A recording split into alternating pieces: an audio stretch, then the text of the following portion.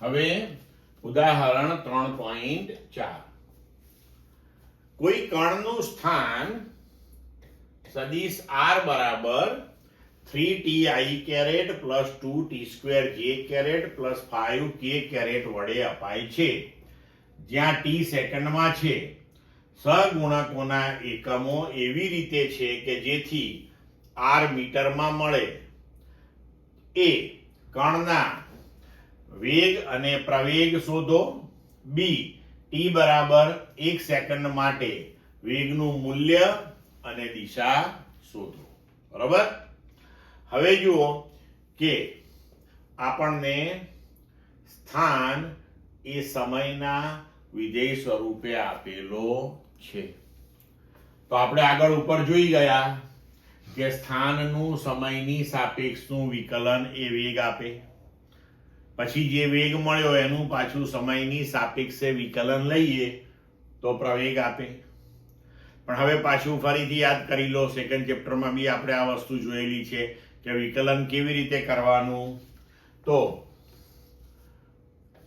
d by dx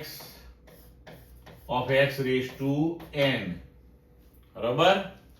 તો આનો આપણને જવાબ મળે છે n x raised to n minus 1 એટલે કે ઘાતાંક જે છે એ ગુણકમાં લેવાનો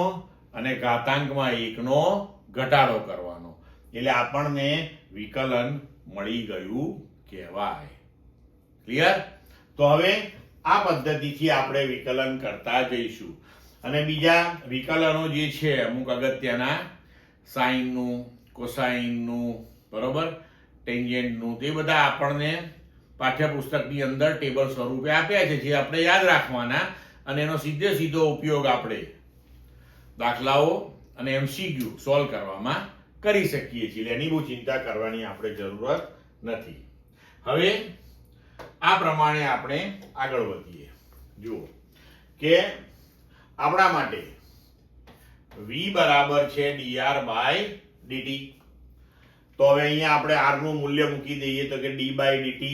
r એટલે 3ti caret plus 2t2j caret plus 5k caret હવે આપણે વિકલન કરીએ તો અહીંયા જુઓ t રેઝ ટુ 1 છે આપણી પાસે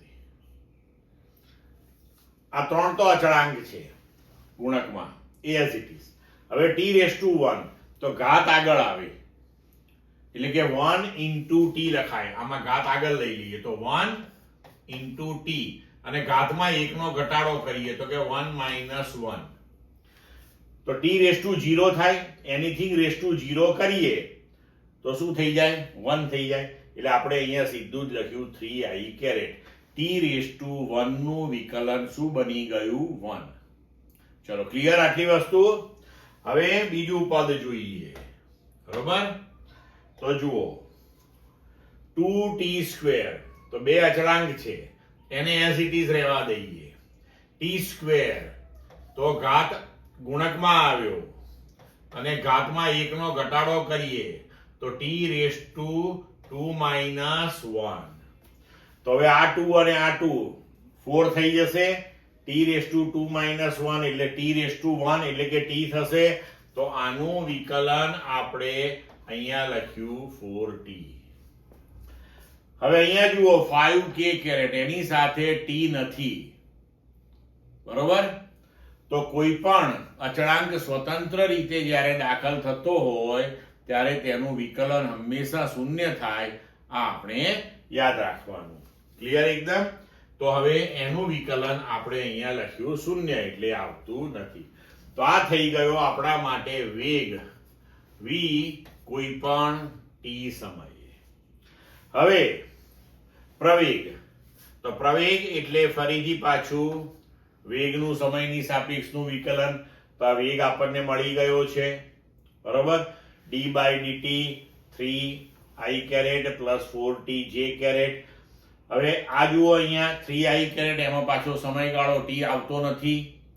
તો આ સ્વતંત્ર અચળાંક થઈ ગયો એનું વિકલન થઈ જશે શૂન્ય t રેઝ ટુ 1 નું વિકલન 1 થશે તો અહીં આપણો જવાબ થઈ ગયો 4j કેરેટ ક્લિયર તો હવે પ્રવેગ આપણને મળી ગયો કે 4 મીટર પર સેકન્ડ સ્ક્વેર, અને આ જે કેરેટ આવ્યું એટલે આપણે કહી શકીએ કે તે y દિશામાં છે. બરોબર. હવે આપણે v અને a શોધી નાખ્યા. હવે t બરાબર 1 સેકન્ડ માટે v નું મૂલ્ય અને દિશા નક્કી કરવા છે. તો હવે આગળ વધીએ. v નું સમીકરણ આપણી પાસે છે, t ના પદમાં છે. તો t બરાબર 1 સેકન્ડ પર વેગ કેટલો? તો કે વેગનું જે સમીકરણ છે એની અંદર t નું મૂલ્ય આપણે 1 સેકન્ડ મૂકી દઈએ. તો આ v નું સમીકરણ, એની અંદર આપણે t નું મૂલ્ય અહીંયા 1 સેકન્ડ મૂકી દીધું. તો હવે આપણને વેગ મળ્યો 3i caret plus 4j caret.